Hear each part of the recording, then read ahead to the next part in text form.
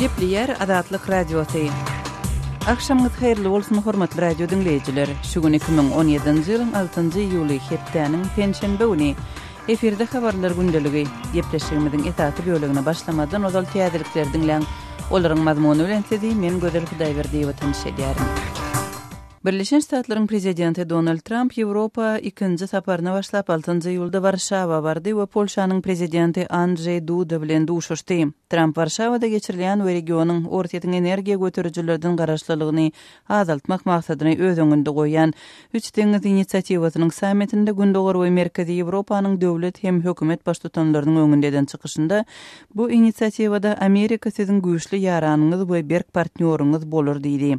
Şeýlede Trump Birleşen Ştatlaryň Merkezi Ýewropada parahatçylygy we howpsuzlygy güýçlendirmek boýunça öz üstüne alan borçlaryny berjay etjekdigini, şeýlede ortaýyň hereketlerine hem durnuksuzlandyrjy häsiýetine jogap bermekde Polşa bilen işleşýänligini ma'lum etdi. Trump Washingtonyň NATO birleşiginiň öňündäki borçlaryny tasdiklady. Biziň NATO we Polşa bilen berk birleşigimiz konfliktleri taklamak we uly güýçleriň arasynda uruşyň indi hiç wagtda Ýewropany weýran etmejegini, dünýäniň has howpsuz we gowy ýer boljagyna güwä geçmek üçin wajyplygyna galýar diýip Trump aýtdy. Munyň ýa-ni Kremliň matbuat wekili Trumpyň ortaýyň özüni durnuksuzlandyrjy alyp barýanlygy barada aýdanlary bilen Moskwanyň ulalaşmaýanlygyny ma'lum etdi. Trump Warşawada jurnalistleriň öňünden çykyşynda ortaýat Birleşen Ştatlaryň 2016-njy ýylyň prezidentlik saýlawlaryna goşuldy diýip hasap edýänligini aýtdy.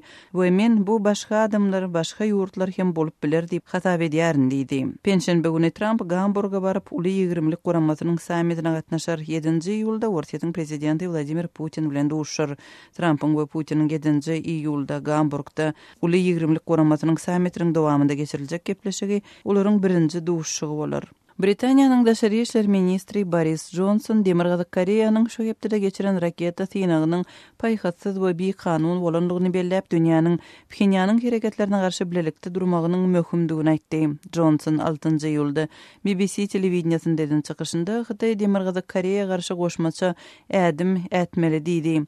Demirgazyk Koreýanyň edýän paýhatsyzlyk bagyşlanmajak we Birleşen Milletler Guramasynyň rezolýusiýalaryna boyun bolmazlyk diýip Britaniýanyň daşary işler ministri 7-8-nji iýulda Gamburgda uly 20lik guramasynyň geçirijek sammitiniň öňü tirasynda aýtdy. Munyň ideýany Birleşen Ştatlaryň Birleşen Milletler Guramasyndaky elçisi Nikki Haley Birleşen Ştatlaryň zerur bolsa öz agramly harby güýçlerini ulanyp biljekdigini aýtdy. Ortaýat we Hytaý Demirgazyk Koreýanyň hereketlerini ýazgyryp çykyş etdiler. Emma Pxenyana garşy täze sanksiýalara we harby güýje garşy çykjagyny duýdurdylar. Iranyň Türkmenistan öňçe sowda urundan elçisi Rahmatullah hormatly ýurtlaryň arasyndaky sowda gatnaşyklarynyň azalmagynyň esasy sebäbiniň energiýa götürüjileriň bahasynyň pete açmagy bilen baglydygyny aýtdy diýilip media maglumatlarynda habar berilýär. Türkmenistanyň hökümeti uzak möhletli senagat programmasyny başlady we täze energiýa bazarlaryny gözleýär diýip IRNA agentligi Iran resmiýetini çytyrlap, onuň Türkmenistanyň öz energiýa siýasatyny ütgedýänligine we onuň energiýa serişdeleriniň bazarynyň öňküsýaly däldigine biz düşünmeli. Şonuň üçin biz bu ýurtdaky ýagdaýyň özgörüşine tin etmeli diýip belänligini habar berýär. Iki ýurduň arasynda gaz sowdasy boýunça hasaplaşyň üstündäki dawanyň netijesinde 2017-nji ýylyň başynda Türkmenistan Irana gaz aktyrmagyny besetdi. Washington ortaýyň Ukrainanyň we ortaýatçy separatistleriň arasyndaky Minsk ulalaşygy boýunça ýörüýti wekilini bellemek meselesine seredýär diýip Birleşen Ştatlaryň döwlet departamentiniň resmiýeti 5-nji iýulda aýtdy. Indiki hepde Ukraina sapar edýän döwlet sekretary Rex Tillerson konfliktdäki taraplaryň arasynda 2015-nji ýylda Belarusyň paýtagtynda gazanylan emma hatda o gatyşygy besetmek boýunça şertleriň berjay edilmeginde hem şowsuz bolan ulalaşygy goldamak isleýänligini aýtdy. Şeýlede Tillerson 10.000 çemet adamyň ölümine sebäp bolan uruşy tamamlamak üçin alternativ ýol tapylsa Minsk ulalaşygyna bagly bolmak islemeýänligini belledi. Döwlet departamentiniň baş resmiýeti ulalaşyga gatnaşýan erkli taraplaryň Birleşen Ştatlardan ýoldaş bolmagy we Minsk ulalaşygynyň koordinatory bolmagyny soranlygyny we muňa aktiv seredýänligini belledi. Minsk ılalaşygyna Fransiýanyň we Germaniýanyň araçylygynda 2015-nji ýylyň başynda Orta we Ukraina tarapyndan gol çekilipdi. Ilalaşyk ok atışygyň bet edilmegini, front liniýasyndan agyr ýaraklaryň çekilmegini we gündöwür Ukraina has köp awtonomiýa bermek üçin konstitusiýon reformanyň geçirilmegini talap edýär. Hormatly radio dinleýijileri, siz günüň käbir täzelikleri bilen tanyş bolduňuz. Adatlygy isleýän wagtyňyz isleýän ýeriňizde dinlemek isleýäňizmi? Munuň üçin SoundCloud tilsiminde Adatlyk radiosyny tapyň we ýazylyň. Adatlygyň maglumatlaryny ilkinji bolup dinleň. Play Store'dan ýa-da iTunes'dan SoundCloud'un tilsimini indirmek ýatdan çykarmaň. Adatlygy SoundCloud tilsiminde Adatlyk radiosy ýazyp tap bilersiňiz.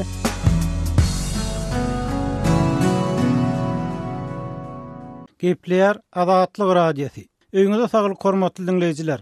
Efirde habarlar günneligi bilen men ýokşan Nurwan.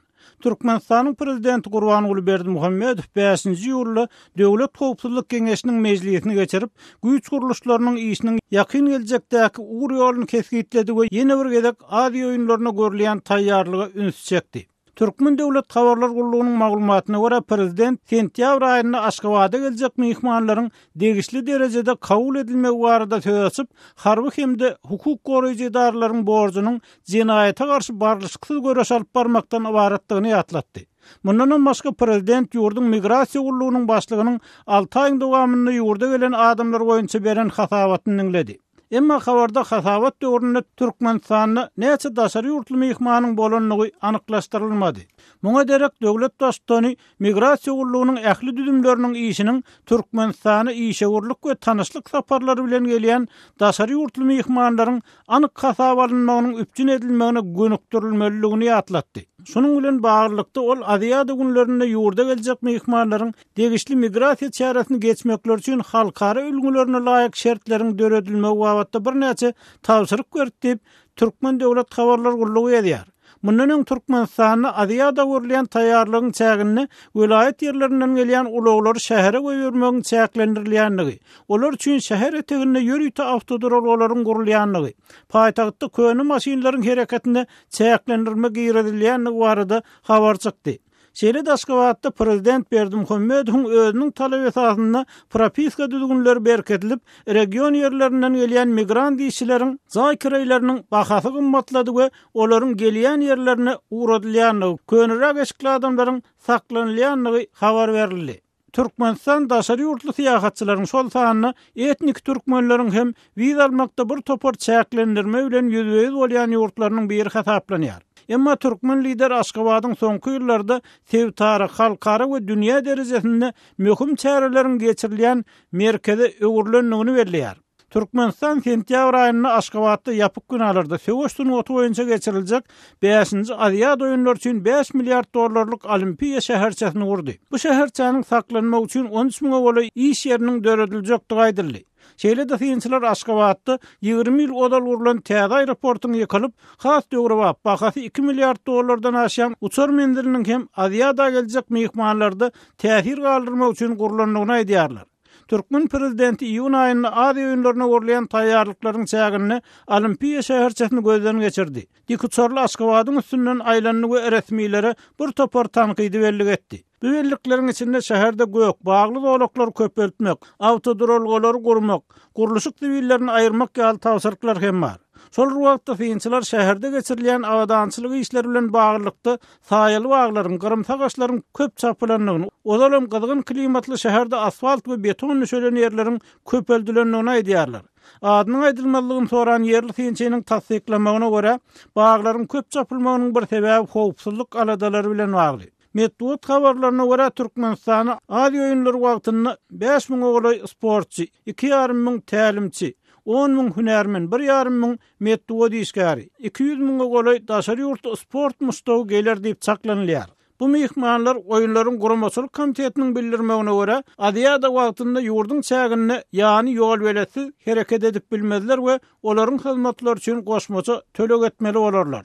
Şol wagtda mehmanlar prezident Berdimuhammedowyň soňky syýahatçylyk teklibinden peýdalanyp, Aşgabatyň ýokartyndan dikuçarly gelilenç etmek mümkinçiligine eýe bolarlar. Öz sebetiňizde bolýan wakalar barada azatlyga maglumat bermek isleseňiz, bize hat ýollaň. Metbuat email belgisi gmail.com. Siz suratlaryňyzy we videolaryňyzy hem ýollap bilersiňiz. Azatlyk siziň şahsiýetiniňizi gizlenlikde saklar. Siz bolan wakalar barada maglumat beriň. Biz hem habar bereriz. Metbuat email belgisi gmail.com. Gepleýär Azatlyk Radiosu hormatly dinleýijiler, eferde siz bilen men Hudaýberdi Hally. Habarlar gündeligimizi dowam etdirýäris. İranyň Türkmenistan boýunça sowda atşesi iki ýurduň arasyndaky sowda gatnaşyklarynyň pese gaçmagynyň esasy sebäbiniň dünýäde energiýa bahalarynyň aşaklamagy bilen baglanyşyklygyny aýdyp, Tehranyň öz demirgazyk goňşusyndaky energiýa bazarlarynyň ýagdaýyny syn etmeligini belledi. İrna habar agentliginiň maglumatyna görä, Rahmatullah Hormali bu barada 2 ýulda İranyň Gülistan welaýatynyň biznesmenleri bilen duşugyny bellek geçip, Türkmen hökümeti uzak möhletliğin sinagat programmasyny başlady. Bu täze energiýa bazarlaryny gözleýär diýdi. Biz Türkmenistanyň energiýa siýasatyny üýtgedýändigini we energiýa resurslary bazarlarynyň öňküsiýaly däldigini düşünmelidiriz. Şol sebäpli biz bu ýurtda özgörýän ýagdaýa syn etmelidir diýip Iranyň media serişdeleri Hormalinyň sözüni stirledi. Ýatlak geçsek, geçen ýylyň aýagyny Aşgabatyň we Tehranyň arasynda gaz sowdasyny degişli dören dawa bilen baglykdy şu ýylyň 1 ýanwaryndan başlap Türkmenistan Irany TV gaz aktyrmagyny birden besedipdi. Şonu Aşgabat Tehranyň Türkmen gazy üçin 2 milliard Amerikan dollar möçürini bergisiniň bardygyny aýdypdy. Iranyň milli gaz kompaniýasy bolsa, aktyrlayan TV gazyny kesen üçin Türkmenistan Tehrany jerime tölemeli bolar diýip çykyş etdi. Aşgabatym öz geregine Irany aktyrlayan Türkmen gazynyň çeklendirilmek ähtimallygy barada Tehrany öňünden duýdurynyny aýdypdy. Gynansak da 2013-nji ýyldan bäri Iranyň milli gaz kompaniýasy Iran Islam Respublikasyna öň aktyrlan Türkmen gazy üçin bergisini tölemekde zerur bolan tagallalary etmedi diýip Türkmenistanyň Daşary işler ministrliginiň beýanatyna ma'lum edildi. Iranyň milli gaz kompaniýasy bolsa 2007-2008-nji ýyllaryň gyşyna Türkmenistan ýurtdaky gaz ýetmezçiliginden peýdalanyp ılalaşykda keskitlenen bahany 9 esse gymmatlatdy diýdi. Munyň netijesinde öň 1000 kub metr TV gaz üçin $40 möçüwerini tölek alynan bolsa, onuň möçüweri $360 çykarylypdyr. Bu dawanyň fonunda Iranyň ýokary derejeli resmileri Türkmen gazyna zerurlugyň ýokdugyny aýdyp, telim tapgyr çykyş edipdiler. Gal berse de İran resmileri bu iş bilen baglykda Türkmen gaz kompaniýasy babatyny kanun taýdan çäri görmäge başlajakdygyny duýdurypdy.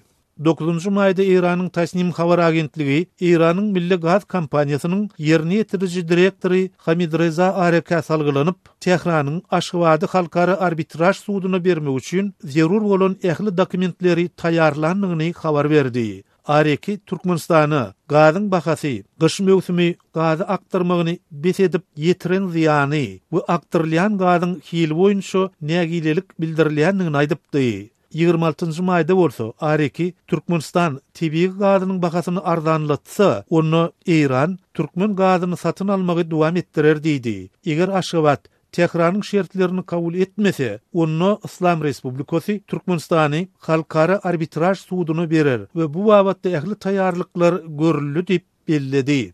Bu aralykda Türkmenistanyň hökümeti ýurdun TV gaz baýlygynyň 27 trillion kub metre barbardygyny ma'lum edip, ony 2030-njy ýyla çenli gaz önümçiliginiň 230 milliard kub metre ýetirilmegi planlaşdyrylýandygyny elan etdi. Türkmenistan öz TV gazyny 3 ugur boýunça Hytaýa, Russiýa we Irana satýady. 2016-njy ýylda dören gaz dawasy sebäpli Moskwa Türkmen gazyny satyn almagy beseden soň Aşgabatyň Irany aktyrýan gazyny hem kesmegi bilen Türkmenistan özüniň 3 gaz müşterisiniň ikisini ýitirdi. Häzirki wagtda Türkmenistan TV gaz baýlygy taýdan dünýäde ilkinji orunlaryň birini eýeleýänim bolsa, onu eksport etmekde diňe bir alyja, ýagny Hytaýa garaşly bolmagyny galýar. Buların ählisi dünýäde energiýa serişdeleriniň bahalarynyň aşaklamagy netijesinde Türkmenistanyň agyr ykdysady krizisi başdan geçirýän mahalyna gawat geldi. Öz sewitinizde bolýan wakalar barada adatlyga maglumat bermek isleseňiz, biziň Facebook hasabymyza ýazyň. Bizi gözlegi bölümine Adatlyk Radiosu ýazyp tap bilersiňiz. Siz suratlaryňyzy we videolaryňyzy hem ýollap bilersiňiz. Adatlyk siziň şahsiýetiniňizi gizlinlikde saklar. Siz bolan wakalar barada maglumat beriň, biz hem habar bereriz.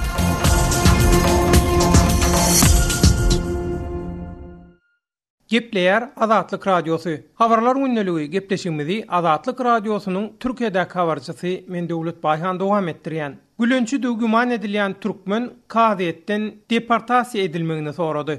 Türkiýanyň Antalya şäherindäki bir universitetde studentler üçin açylan stipendiýa bank hasaplarynyň üstü bilen galp pullary aklamakda aýyplanyp tutulan 29 güman edilýänleriň arasyndaky Gurwan İme adly Türkmenistanyň raýaty Kaziýetden özüniň deportasiýa edilmegini sorady. Hizmet adly dini toporuň ýolbaşçysy bolan we häzir Amerikanyň Birleşen Ştatlarynyň Pensilvaniya ştatynda ýaşaýan Ruhany Fethullah Gülen hem tarapdarlary häzir Türkiýede 2016-njy ýylyň 15-nji iýulynda bolan döwlet agdarlyşy synanşygynyň arkasynda durmakda aýplanýarlar. Ruhany Fethullah Gülen we tarapdarlary bolsa öz gezeginde bu aýplamalary reddedýärler. Türkiýede şu wagtda şenli gülönçüdügi güman edilýän ýüzlerçe müň adam tutuk edilip ençe firmalar we okuw jaýlaram ýapyldy. Häzir Türkiýanyň ähliýerine gülönçüdügi güman edilýänler barasynda dürli, derňew hem kadet işleri alınıp barylýar. Türkiýanyň DHA ýagny Dogan habar gullugynyň berýän maglumatyna görä, Antalyada 2013-nji we 2015-nji ýyllaryň arasynda dinçi Fethullah Gülen'iň toporuny degişlidigi öňe sürilýän Hasan Fatma Şahin adly fond bilen baglanşykly alınıp barylýan derňew işi çäginde aýplanýan 50 adamyň kadet işiniň ilkinji tapbyry iýun aýynyň başynda Antalyanyň 8-nji agyr jeda kadetine geçirilipdir. Aýplanýanlaryň sanyny dinçi toporuň baş tutany Fethullah Gülen'iň ödüm ornalýar. Kadet olary haýyr sahabatçy adamlardan ýardam diýip jemlenen pullary studentler üçin açylan stipendiýa bank hasaplarynyň bank kartlary bilen çekip olary aklamakda aýplaýar. Antalyada Kaziýetde işine garalýan aglabasy studentlerden emele gelen 29 tutsagyň gülönçülere degişli öýlerde we umumy ýaşaýyş jaýlaryna bolýan studentlere abilik, ýagny, öňbaşçy we sewit student baş tutanlary ýaly guramaçylykly wezipeleri berjaý edenligi öňe sürilýär. Olardan naşarin ýene 8 sany gaçkak aýplanýany bolan Kaziýet işiniň ilkinji tapbyry Antalyada 3 güne çekipdir. Türkiýanyň iň köp tirajly gazetdi bolan Hürriyet gazetiniň ýazmagyna görä, Antalyada geçirilen Kaziýet oturuşygyna tutsaglaryň käbiriniň gülönçüleriň Baýlok adly gizlin ara gatnaşyk ulgamyny ulananyna garamazdan aýplamalary kabul etmändir. Gülönçüleriň esasy student öňbaşçylarynyň biridigi öňe sürilip aýplanýan 27 ýaşyndaky Gurwan İme adly Türkmenistanly tutsak bolsa, özüniň bu Kaziýet işi bilen bilgeçliğin baglanşdyrylmak islenýändigini aýdyp aýplamalary inkar edipdir. Özüniň bu Kaziýet işi bilen hiç hili dahalynyň ýokdugyny we Türkiýe Respublikasynyň syýasy meseleleriniň özüni gyzyklandyrmaýandygyny aýtan türkmen tutsak Gurwanyň Kaziýet tarapyndan 15 ýyl azatlykdan mahrum edilmek islenýär. Gülönçüdügi güman edilýän türkmen tutsak Gurwan meni deportasiýa etmeňi haýyş edýän. Men öz watanyma dolanmak isleýän. Men bu Kaziýet işi bilen hiç ýyly ara baglanşygym ýok diýenem bolsa, Antalyanyň 8-nji agyr jeda kaziýeti onuň talabyny kabul etmändir. Kaziýetiň ilkinji oturulşygyna alynan karara görä, Türkiýanyň Antalya şäherindäki bir universitetde studentler üçin açylan stipendiýa bank hasaplarynyň üstü bilen galp pullary aklamakda aýyplanyp tutulan 29 güman edilýänden 9 sansy tutsaglykdan göýberildi we gaçak ýagdaýdaky 8 adamyň tutsak edilýänçe Kaziýet işine ara kesme berilmegine karar edildi. Yer gelende belläp geçdik. Türkiýanyň köpçülikliğin habar berişleri işlerlerinden mundan oğlum, bir näçe gedek ýurdun Sakarya, Kütahya, Kırklareli ýaly dürli universitetlerine gülönçüdügi güman edilýän türkmenistanlaryň tutsak edilenden arasynda maglumatlar aýrapdy. Şol sanna Türkmenistanda öňkü türk mekdeplerine okan we okadan adamlaryň şeýlede Türkiýanyň ýokary okuw jaýlaryna okap gülönçüler bilen gatnaşykda bolanyny öňe sürilýänleriň tutsak edilmegi dowam etdirilýär. Adatlyk Radiosunyň çeşmeleriniň maglumatyna görä soňky aýlarda Türkmenistanyň Diňe, Lewap vilayatyna Türk Türk dinçisi Fethullah Gülen bilen bagly Gülençilerin hereketi diýilen topara gatnaşykda aýplanyp ağzyndan 50 çemet adam tutsak edildi. Türkmenistanda Türk dini ruhanysy Fethullah Gülen'in hereketi bilen ilteşikli hasap edilen telekeçilerin, mollumlaryň suud edilip, olara uzak möhletlöýün türme tutsagynyň berilenden aýdylýar. Muň bilen baglykda Azatlyk radiosuna Aşgabatyň şäher kadyetiniň hüküminiň göçürmesi diýilýän dokumentem gelip gowuşupdy we ol resmi nama halk köpçülüğüne yeterilipdi. Sözümüz jemläp aýtsak, Gülençi güman edilýän türkmenstanlaryň ykbarlary barasynda degişli türk we türkmen taraplardan haýsam bolsa bir kommentariýa ýa-da jikmejik maglumat almak Azatlyk radiosuna başartmaýar. Gepleýär Azatlyk radiosi. Gadyrly dinleýijiler, Azatlyk radiosi türkmen raýatlarynyň haýyşlary esasynda olaryň prezidenti öz problemleri barada aralyklaryny eşdirip bilmeklerine mümkinçilik töretmek maksady bilen hormatly arkadagatly ýürüýte rubrika başlaýar. Bu rubrikasyny siz öz kynçylyklaryňyzy beýan edip, olary efir arkaly eşitdirip, şeýle de Azatlygyň web saýtyna, sosial ulamlardaky sahypalaryna çap etdirip bilersiňiz. Siz öz hatlaryňyzy Azatlyga hat üstü bilen, telefon arkaly biziň ýerli habarçylarymyzyň üstü bilen ýetirip bilersiňiz.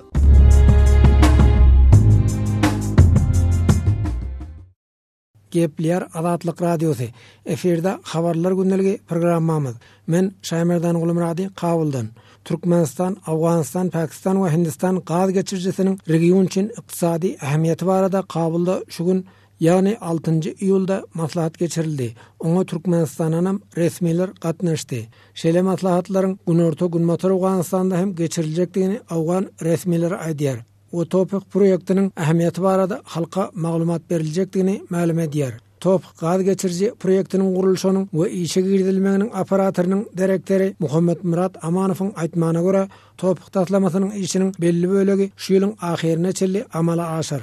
Türkmenistan, Awganistan, Pakistan we Hindistan gaz geçirjisiniň işiniň başa barmak üçin Awganistanyň roly ören muhimdir. Topik proyektiniň gurulşy barada Türkmenistanda köp işler amala aşyryldy. Türkmenistan konsorsiýumyň ýolbaşçysy hökmünde topik taslamasynyň işiniň amala aşmagy boýunça öz hyzmatyny gaýgyrmaz diýip Amanow belledi. Majority of these activities should be done in this year. Awganistanda howpsuzlyk şertleri dartgylygynda galýar. Hususan gaz turbalarynyň geçşek ýerlerinde 30 goly bekanun ýaraly toparlaryň hereket edýändigini bilermeler aýdýar. Ýöne bugünkü maslahatda SOP proyektiniň howpsuzlygynyň üpçün edilmeginiň garantiýasy hakda gurun edilmedi. Şoňa garamazdan Awganistanyň daşary işler ministriniň ornmasary Hanym Adylaraz TOP proyektiniň Awganistanda asudalygyň ornaşmagy boýunça bähwetli boljakdygyny umyt bildirdi. Awganistanda parahatçylygyň ornaşmagy barada alada edilýändigini Hanym Raz belledi. Regionda barýan dartgyllygyň TOP proyektiniň işiniň başa barmagyna päsgelçilik döredip bilmejekdigini hem ol öňe sürdi. TAPI is also called as the path to peace, and it undoubtedly is a project for peace. Türkmenistan, Awganistan, Pakistan we Hindistan gaz geçirjisiniň taslamasy barada ýygyderli duşuklar geçirilýär. Prezident Ganynyň Türkmenistana eden soňky saparynda da TOP proýekti barada gurun edildi. Kabul Üniversitetiniň muallimi Ferdin Haşimi TOP proýektiniň işiniň ýakyn gelecekde amala aşjakdygyna şübheli garaýar. Haşimiň aýtmagyna görä Türkmenistan öz gazyny satmak isleýär. Awganistan bu gaz geçirjiniň tranzit ýurdu bolup durýar. Emma Awganistanda dürli kynçylyklar bar diýip Ferdin Haşimi aýdýar. Türkmenistan به فروش انرژی داره. افغانستان هم تنها یک نقش ترانزیتی است. اما باید گفت که این مسائل طولانی مدت است. TOP proýektine maýa goýmak boýunça halkara kompaniýalar henüz isleg bildirmedi. Awganistanyň Sowda palatasynyň jogapkary Hanjan Alkuzey TOP proýektiniň gurulşygyna Awgan kompaniýalarynyň goşulmalygyny soraýar. Çünki Awganistanyň içinde yerli kompaniýalar dürli proýektleriň işini ýerine ýetirdi. Eger daşary ýurt kompaniýalary TOP proýektiniň gurulşynyň jogapkärçiligini öz üstüne alsa, olar Awgan kompaniýalarynyň hyzmatyndan peýdalanmaga mejburdur.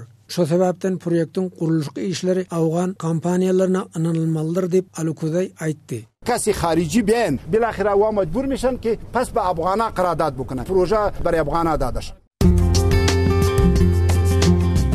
Azatlygy line ulgamynda goşmak 420 773 797 383 telefon belgisi arkaly tapyp bilersiňiz. Biziň bilen habarlaşyp maglumatlary, suratlary we videolary ugradyň. şahsiýetiniz dogry gizlilikde saklanar. Goşmak 420 773 797 383.